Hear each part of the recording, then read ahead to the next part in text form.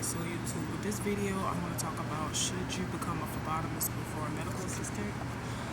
I took a couple of notes as far as for this topic. So basically, I feel as if like as of this year of 2024, it will possibly help you out with becoming a phlebotomist before becoming a medical assistant. And the reason why I say that is for multiple reasons. One, I'll say is because it can help with your fear of needles.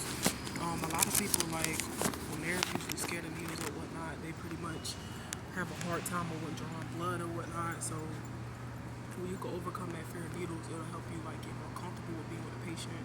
Not only that, of you being a nervous breakdown and then having them feel a certain type of way too when they're about to get their blood drawn. So the fear of needles can kind of help you with that if you have an issue with that, because not everybody have an issue when it comes to like a fear of needles.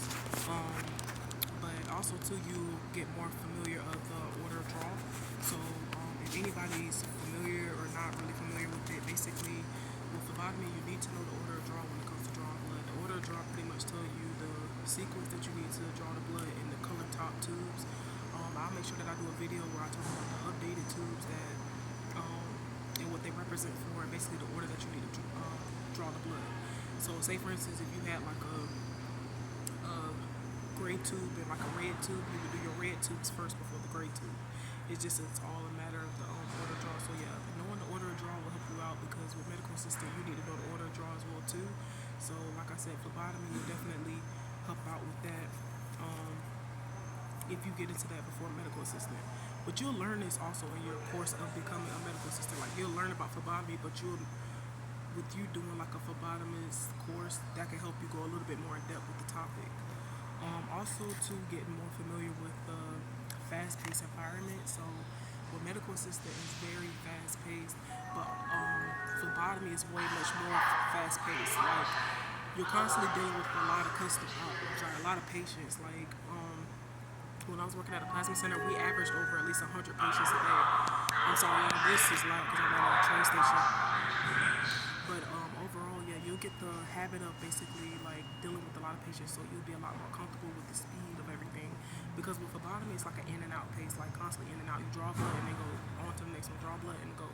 And as far as a medical assistant, you have to make sure you check them in, do their vital signs, and draw their blood, call them for any results or anything like that the doctor needs to share, like that type of thing. So you'll get used to the fast environment.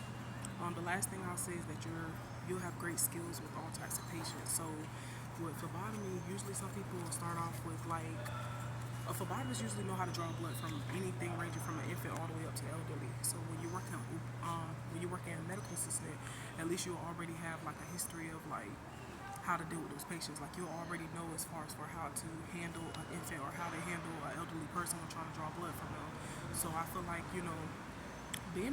being a phlebotomist can help you out more and get you more comfortable before starting medical assistant schooling. A lot of people do like to take courses where they can go ahead and get their phlebotomy certificate and then go ahead and go to school for medical assistant. So I feel like that can kind of help you out. But if y'all have any questions, be sure to comment down below and I'll be able to share as much information as I can regarding that. But me personally, I got my phlebotomy certificate while I was in medical assistant schooling. So that's how I was then able to get a job at a plasma center for phlebotomists. And then when I realized I wasn't getting as much higher pay, then I ended up going back to medical assistant, and I was making decent money with that. But if you are considering trying to see as far as for if phlebotomy is right for you, I would say start off with that first, and then if you can see yourself expanding, then go ahead and go to medical assistant, so you can have a background of both clinical and also administrative as well too. So y'all have a good one.